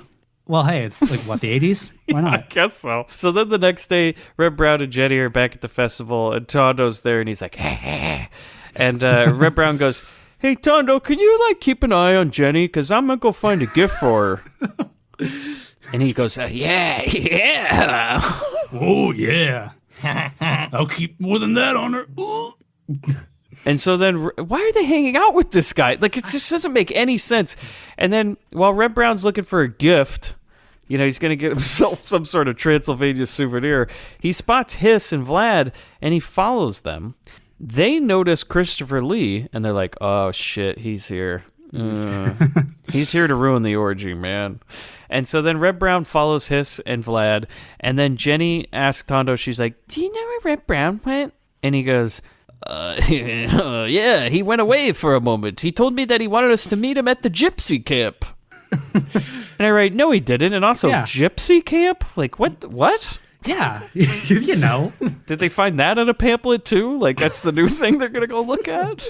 I guess. And she's like, oh, okay, well, I guess I'll follow you. And then, because she's a fucking idiot, she just walks away with this guy. And so the next thing is Sybil's got a new outfit. Oh, is this like the dominatrix armor? Oh, yeah. She is strutting around Castle Wolfenstein. Yeah. Clearly the boss of this video game. She is fucking ready. Yeah. And then for some reason, there's weird voiceover going on. It's just that this scene existed, but they didn't have anything, so they just recorded something way later as she's sitting in a chair and everything. I just write, okay. Yeah. Because none of it means anything. And so Reb Brown's now running around the woods with his handgun. And then all of a sudden the dwarf shows up. Yeah, Vasile or whatever his name was. Vasile, yeah. Why is he dressed like he's in Robin Hood? Yeah, he's... He's dressed like a fucking hobbit, dude. He's got a hat on and a wooden cane and everything, and he's just like, follow me. Oh. And Reb Brown's like, oh, okay. And so then they follow Hiss and Vlad to Castle Wolfenstein, and then the dwarf is packing. Yeah. Yeah. Okay. He pulls out a knife, and Reb Brown says the line, rock and roll. I'll cover you. And I go, okay, pause the movie for a second. Hold up. So the plan to get into Castle Wolfenstein is there's a man, and I call him Nighthead. So there's a man wearing a knight's armored, but just the head part of it. That's all they could find. Yeah, not even a shirt or chain. He's naked, like basically except for the helmet. Yeah, it's like a naked man with a knight's helmet on, who's the guard of this place. He can barely see out of that fucking thing. And the plan He can't is turn his head. is that the dwarf is gonna somehow get up here, take this guy out with a knife, and they're just gonna walk through the front door of Castle Wolfenstein. Also, they put wax teeth in their ears. Oh yeah, they plugged Yeah. their ears. What was it like? It was like blessed wax. Yeah. I think, I don't remember that. Or it was wax. It was wax from like blessed candles. Christopher Lee explains it later on. Fuck that. Yeah, no, But that's that's what they another are. bullshit thing that he's making Yeah. everybody feel bad or feel better about it. And so then the dwarf is, I guess, going to take out everybody with a knife, is what I write in my notes. And then you know what? I was wrong, because he does.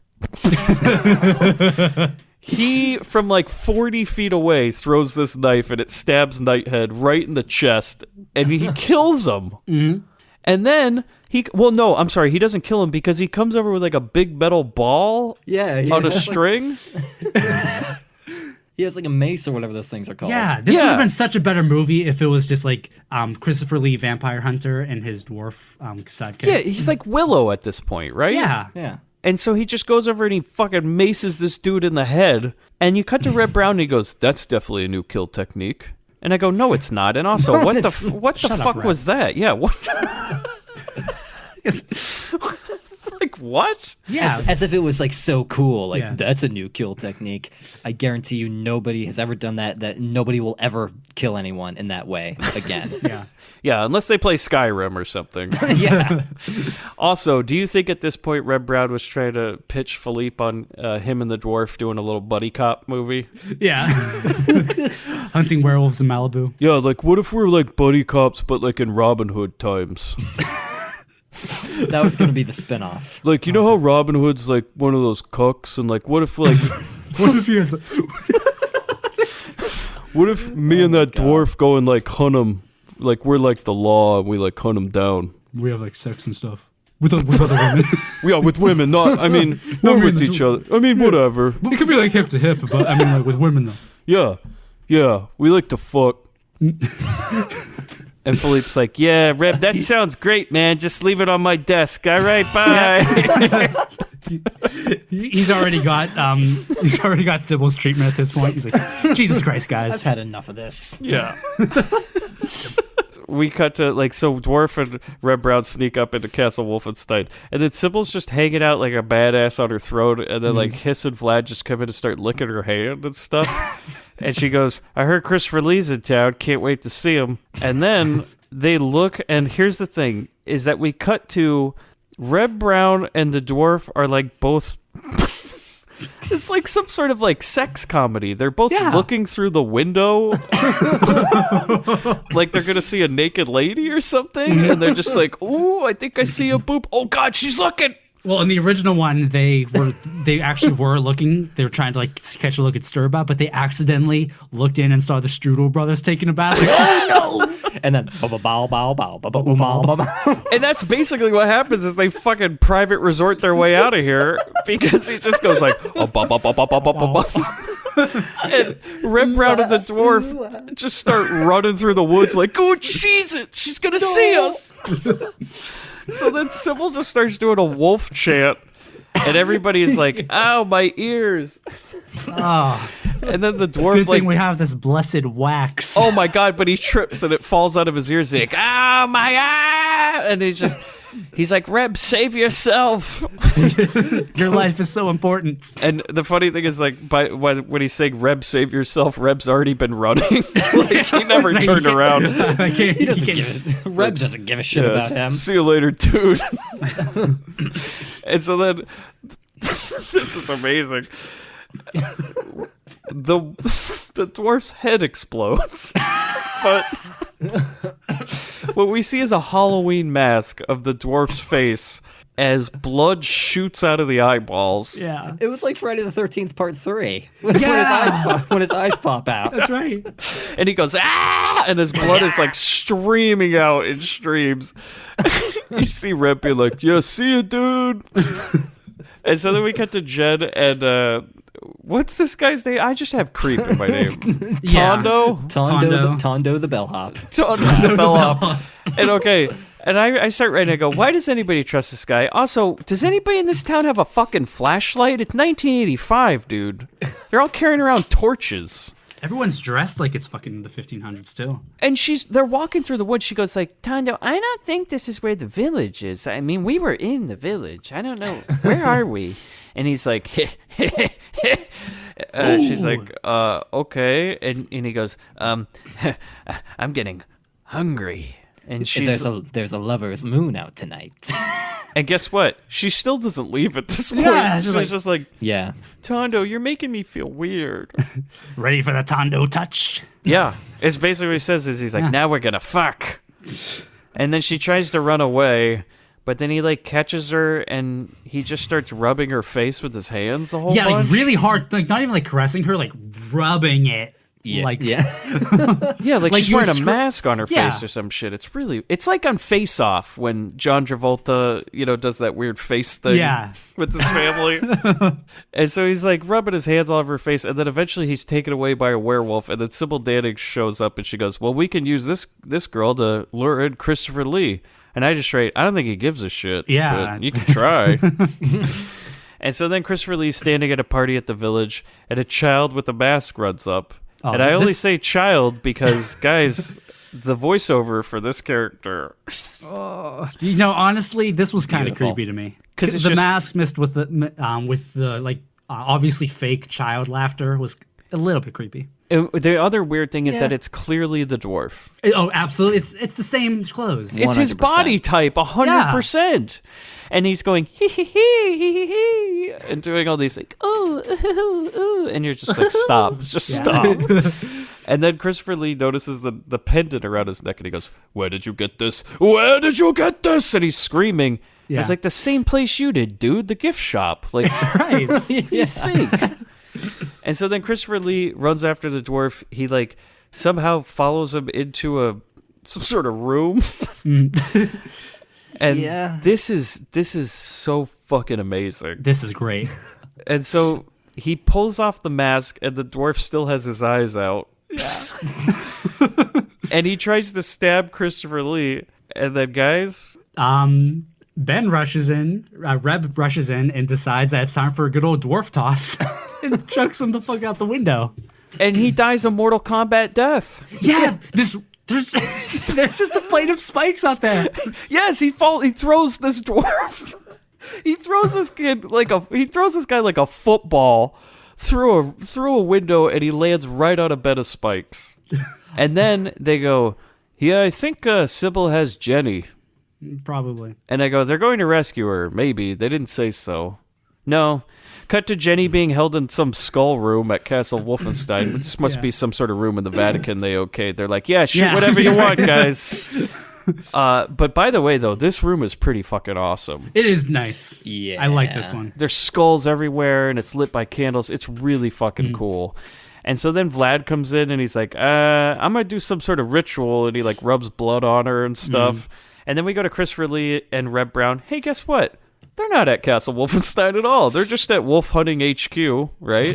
Yeah, that's right. Yeah. Well, they got to suit up. This is like their big they're showing off all the gear. It's so sad, dude. Yeah. It's the saddest thing. It's like, in like Blade when he's like going through all his weapons and everything. This is like Christopher Lee being like, well, we got a knife.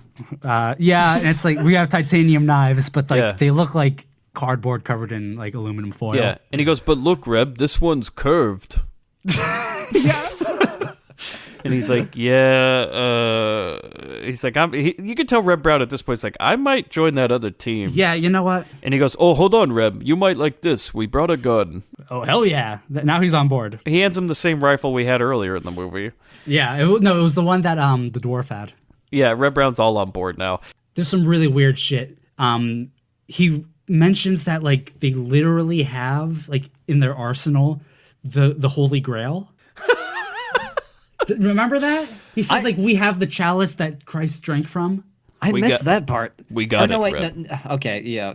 Now I remember. We just have it. We don't use it. But like, just so you know, we have it. That's what I was wondering. What were they gonna? It's like you said. They just throw shit at. Like they're just throwing shit at like, the wall. This doesn't fit. We got don't the use it. We got the Holy Grail. What are you gonna fucking chuck it at her? Like, how are you gonna use that to defeat It's like a her? Castlevania thing. Yeah. It's like a sub weapon. Yeah, because he's running out of weapons, so he's like, well, we also have the Holy Grail.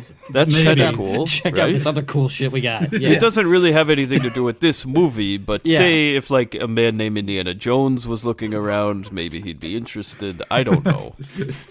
I think Jesus once drank out of this cup, Reb. He's like, yeah, I don't care. Where's my gun? All right, well, we got it for you. Yeah, what if he didn't give Reb the gun? He just gives him The cup. Reb, if you feel like you're in trouble, just drink from this. Or just splash it in their face. Yeah. Werewolves hate water, I think. And so then, guys, you know what? Remember that band from the start of the movie? Oh my God. Yeah. Well, fuck, man, they're on tour. Apparently, they're astral projecting to be in this part of the country. Yeah, they're in Transylvania now. They're playing at Castle Wolfenstein for the big wolf orgy. They brought in their favorite band. Yeah. Everyone's going at it. And this is what I do write in my notes. I go, I've heard so many bad things about this movie in the past, but to me, it's awesome. Like, I'm so on board. Like, Did you notice that during the orgy, she isn't even doing anything. She's just like kind of squatting like she's taking a shit. yeah, no, she's Yeah. not interested. She No. didn't even know they said action. And so after the wolf orgy, Christopher Lee and Reb Brown and these old man wolf hunters are just kind of making their way around to Castle Wolfenstein. And I go, it's not going to go well, dude. They got scared by a bird.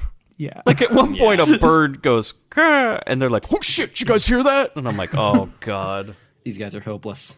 And so then Sybil lets the orgy know. She stands up. She goes, "Hey guys, I think," she goes, "our enemies have arrived. Go destroy them." And then so Christopher Lee and the boys are sneaking around the woods. They get attacked by wolves. It's so confusing what's happening. Like, yeah, it's really dark. but you do get like nice werewolf deaths with like a head explosion. Like, Yeah. Yeah.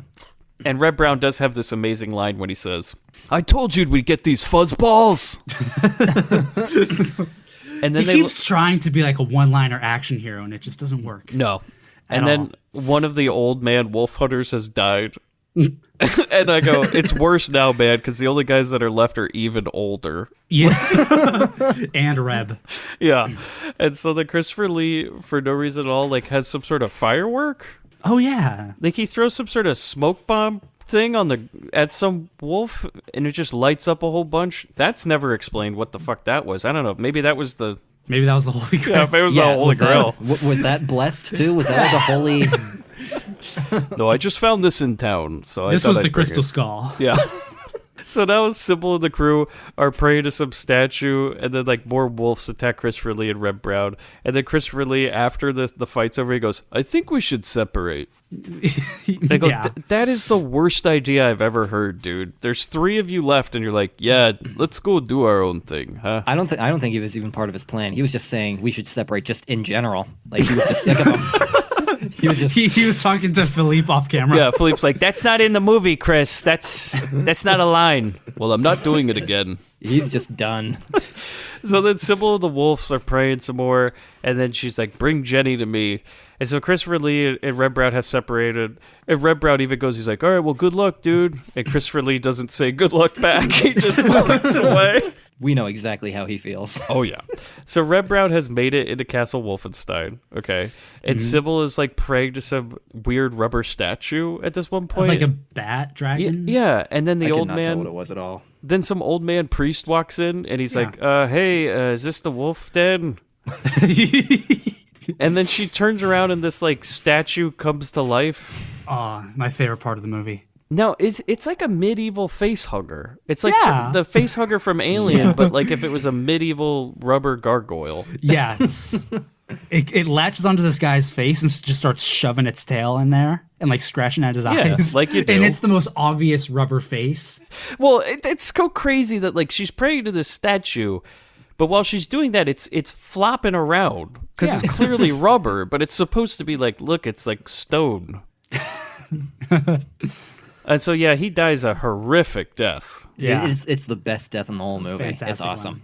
And then Jenny okay, we cut to Jenny, and she's just been tied up, like she's like crucified in the basement. Yeah, she's covered. She looks like Carrie at this point. They have so much blood on her. Covered in blood, and she looks miserable, man. Yeah. She's just like, God damn, I hate this fucking movie.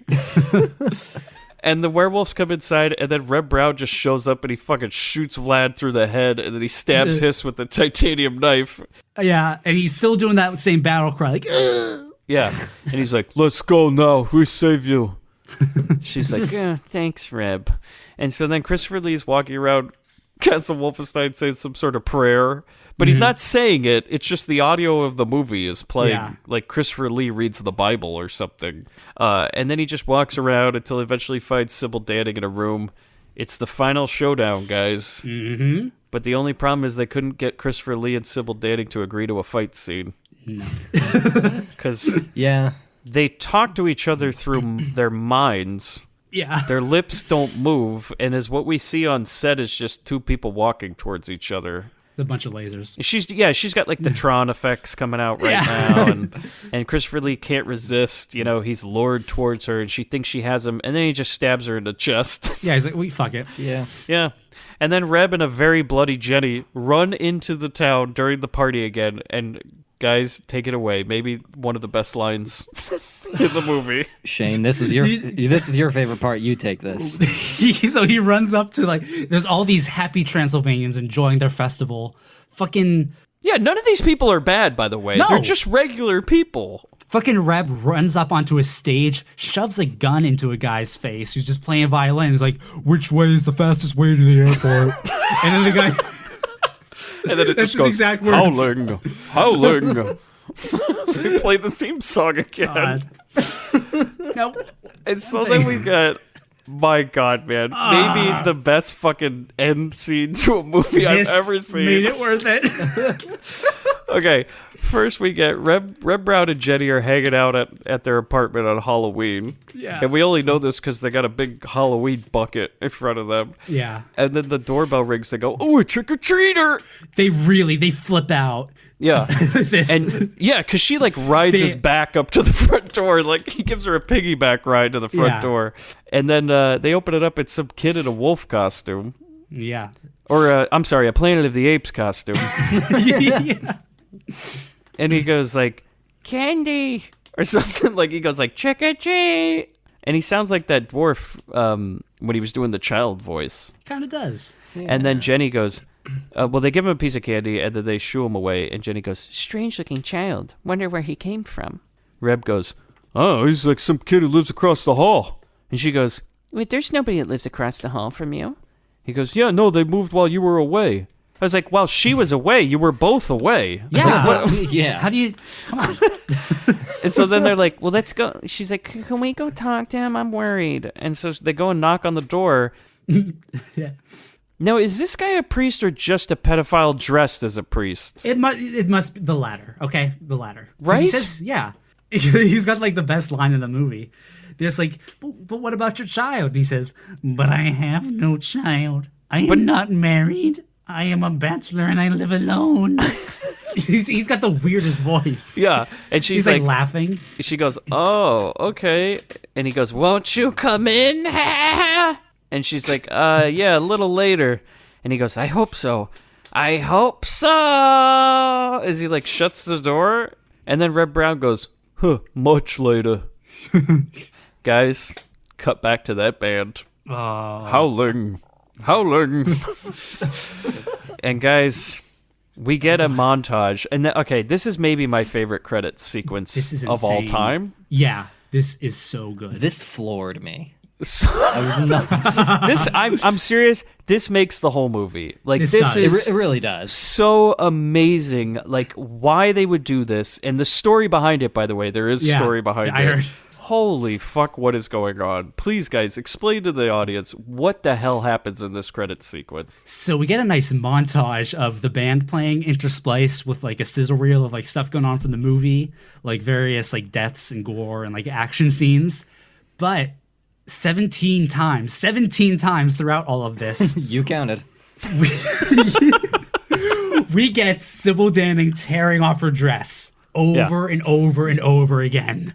Well, what they'll do is like do a shot from the movie back to boobs, shot to Yeah. the movie back to boobs. They just do it, and even Yeah. they even like cut in reactions of actors. Like the last one is the dwarf, his eyes exploding. Yeah, they do that 17 times. They cut to Sybil Danning taking her top off. And I'm telling you guys, I watched till the end of the credits to see if maybe they threw it in one more time. Yeah. Like, I was half expecting it's like, no, this will be the last thing on the reel. Yeah, it's just a 3 minutes straight of that on loop. It's so funny. Like, if you don't watch this movie, which I, in my opinion, high recommend this movie, but if you don't want to watch the full movie, it is available on Amazon Prime. Just watch the credits. And I'm not joking. It is so fucking, whether it's intentional or not, hilarious at how many times they continue to throw the same shot. Like, there's parts where they just play it back to back. Yeah. Oh, yeah. It's like a GIF. It's the fucking birth of a GIF, dude. Right. Yeah. And by this the is- way, look up. I looked it up, guys. If you look up Sybil Danning Howling 2 GIF, you can find somebody did make a GIF of the shot. It Oh my just God. repeats over and over and It's over. a shame you can't post it on Twitter. I know. I'm I not was surprised by that at all. I was telling that to Chris Mann today, where I was trying to explain this movie to him, and he refused to join the episode. So I said, "It's too bad I can't post this on the Twitter." I thought he was going to join today because I got a friend request from him. And so I was like, oh, is he going to like show up randomly again? No, he'll just disappear randomly. So. Yeah, okay. But okay, here's the thing behind it. Apparently, Phillipe Mora said that he had no idea that they were doing this because the original cut, they did it a little bit. He said they had it 5 times. Yeah, a reasonable amount, I guess. While he was making the movie Death of a Soldier, he got a call from the producer, and he goes, "So, hey, Phillipe, I got this crazy idea. You know how you wanted to show Sybil 5 times? Yeah? How about 17? And apparently, Phillipe just responded, "If you're crazy enough to do it, go ahead." Guess what? Oh, yeah. Don't challenge me, Phillipe. Don't challenge me. Now, do you think that they were just, like, fucking ecstatic that they got Sybil to do that in the movie? I feel like they got everybody in the whole town for that one shot. That, like, Yeah. they Gatorade wrapped her for sure. I wish they would kept that part in when she tears it off and you see the Gatorade coming. Yeah. Philippe's like, "Hold on, I want to bring my son in for this one. But, like, we got to get the whole family here. Like, this is amazing. All right, Sybil, 1, 2, 3. And she does it, and everybody claps as the movie. That's like the champagne wrap, dude. That's the last shot of the whole fucking movie. Cut and print, boys. We're done. Jeez. God damn it. So that was Howling 2, Your Sister is a Werewolf. Guys, recommendations? Yeah, why not? Why not? I honestly can't say I enjoyed it quite as much as you did, Mike. But honestly, knowing that it was originally supposed to be a comedy and just thinking about it in hindsight, I can appreciate it a bit more now. It is really weird. It is really stupid. Sometimes you can't tell whether or not certain scenes are supposed to be funny. And I do think it's a lot of fun. It's worth watching. Check it out. Shane? So listen, I had a rough long day at work. I came home and I watched both Howlings back to back. Now, that was not maybe- required. No, it wasn't. Hey, I go the extra mile for the bin. So maybe that skewed my perspective. You watch the first one, and then you watch this, you're like, this is shit! Yeah, it doesn't live up to the classiness of the first one. You have to think of this movie as the Texas Chainsaw 2 to Texas Chainsaw 1, Shane. It was never meant to be a good movie. Well, I will say this. If you can find the Strudel Brothers cut, then I highly recommend it. So for you, no, it's a not recommend, huh? I'd say maybe a light. Whatever. It's your thing. You probably know you want to see it. This is pretty well known. I don't know. Oh, yeah, What do you want me it's for free on Amazon Prime. The 1080p restoration is absolutely pristine, dude. This thing Yeah. is way too good a quality. Oh, yeah. They wanted to make sure you could really see Sybil Danning. If you are a Reb Brown fan, if you are a Christopher Lee fan, For those Reb heads. yeah. Now let's say I hated The Return of Captain Invincible, but Phillipe, you are on my good side because I fucking loved Howling 2, Your Sister is a Werewolf. This was a extreme guilty pleasure for me. I thought this whole thing was fantastic. So do you guys hear that sound? Oh, boy.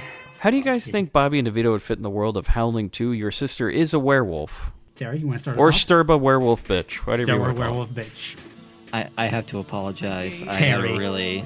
I had a really difficult time putting Bobby and DeVito into this world. You know, I don't want to bring a van theory unless I can bring like a really good one, and it was just not coming to me. I apologize to Well, you the know what? Next Grindbin time, don't audience. fucking come then. Well, thanks for ruining the show, Terry. I, I think we should just end it now. I mean, I for said fuck's this- sake. I'm not hard anymore. I don't know if I can go on. Shane, I what do feel you like, think? where wouldn't you put them in this fucking movie? Oh, Like, yeah. They're all over this. I mean, I feel like... I mean, they could take a vacation. You know, Yeah. That's the whole thing. It's like so obvious. Yeah, I think they... to be like, Bobby, I heard about this place in Transylvania. They got these werewolf bitches. They're ready to bone. All you gotta do is join this secret cult of theirs. And so, you know, they go in. Bobby is obviously welcomed because they already think he's got roadkill on his head with that disgusting poof. DeVito's welcome. He's a little troll man.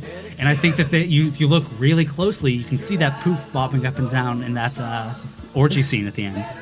wow. Now, I I think couldn't think of anything like too elaborate because it was just so fucking obvious for this. I think we know that Christopher Lee is an occult investigator. Oh. And he's not only a Nazi hunter, he's a werewolf hunter. He hunts various monsters. Well, guys, his next case, it's a little bit closer to home. It's a little bit closer to LA. It's in Malibu. And he brings some people over and he goes, I'm looking for my next... Yeah, Reb Brown and him are now a duo, right?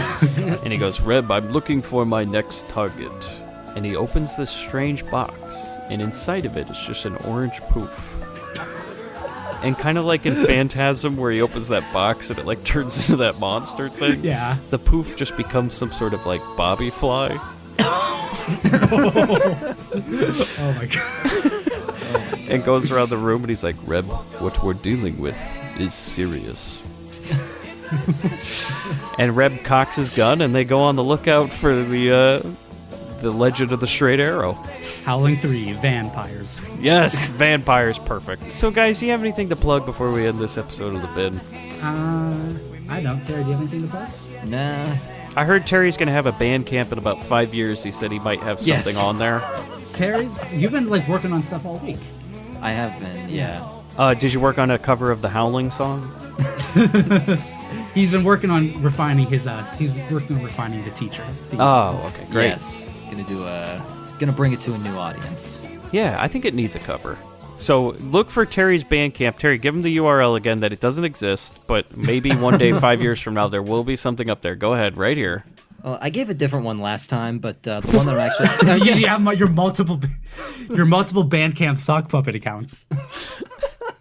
I gave a different one last time, but the one that I'm going to be uploading to, it's trampire.bandcamp.com, Trampyr. That's like my one-man band name. And it's just trampire.bandcamp. So just like keep that in your bookmarks. There's nothing on there yet, but something will be up Set there. a Google alert. It might. Check Yes. every day. Yeah. Subscribe to the RSS feed. It might Yeah, have something coming up. Yeah. Terry's Bandcamp. Also, he's starting a new Bandcamp, and the title is bandcamp.com/werewolfbitch. Yes. Didn't you guys say you were recording something too? Like you might have something to announce eventually? Oh, we haven't done any of that this week because I've been busy, and you Yeah. haven't. Well, it requires both of us to do. So, Well, yeah. of course. We Well, haven't been. we'll work on it this week. I'm Well, one sure. day this will happen. Do you want to plug your Twitters then? Yeah, you can find me at Gentleman Hugs. And Terry? And then At Werewolf Bitch. Yes, and then I'm Asteroids. I think I said it at the beginning too. On Twitter too? Oh, that Yeah. was... I thought you were just joking. Oh no, No, that's no, that's my. No, that's him. Instagram and Twitter is both Asteroids, 2 R's and the Y instead of an I. I can't remember my Instagram. I haven't posted yet. I just created it. So many people are going to be searching for that Asteroids Instagram, Terry. My follow count is gonna hit the fucking roof. Yeah, I feel like you're going to get a lot of Sybil Danning DMs tearing her top off. So He's you gonna guys... need his own Patreon. And you know what? You can find us on grindhousefilm.com. We're Twitter at GrindPod. Grindbin Podcast on Facebook and Instagram. You can join our Patreon for as little as $2 a month and hear all our bonus content. The boys here and I, with Chris Band, recorded an episode on A Night to Dismember, which is an amazingly bad movie, and Terry regaled us all with the original cut information at the end of it, which was a very interesting thing. Scene by scene. Yeah, and that episode really just at one point just kind of broke down into absolute chaos. It really, yeah. But it's a real good listen, and check out for more. We got more on the Patreon coming out here, and Terry and Shane, it's been nice having you on the show. You guys are a great addition here as one of our rotating guests. I hope you guys enjoy being on the bin. Oh, we love it. It's a blast. Thank you so much for having us. Oh, well, thank you for joining us, guys. And to the Patreon member who requested this movie, I am so sorry for the technical difficulties that caused me to not be able to see who it was. But trust me, you will be getting something special for not having your name mentioned right here. Terry is, in fact, check Terry's Bandcamp. He'll be recording a special song just for you. A ballad just for you. Yeah. It'll be untitled because we don't know your name. Yeah. Bobby, it's party time.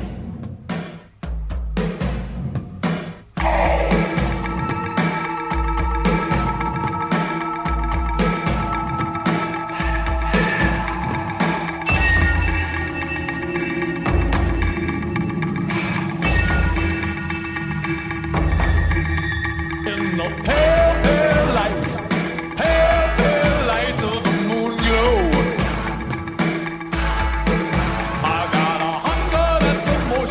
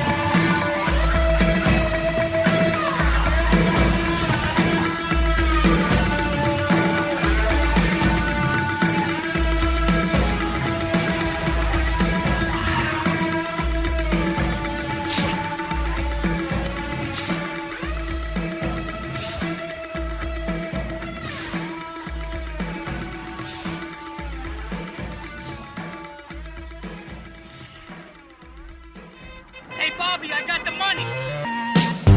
Dad, I made the team. But you're a hooker. Get that goddamn thing out of your mouth. What is it, knockers? I don't know. Spooky ain't got no real rhythm. Hello, Mr. Man. We're gonna play a little game, baby. I just love fun and games. Get a little girl all hot and horny. This is Los Angeles. How the hell would women's live? I'm horny. And maybe Daddy would have had to kill himself because he couldn't get it up anymore. What a shame. For jacking off. Come on, just step on the gas before we get cream and more.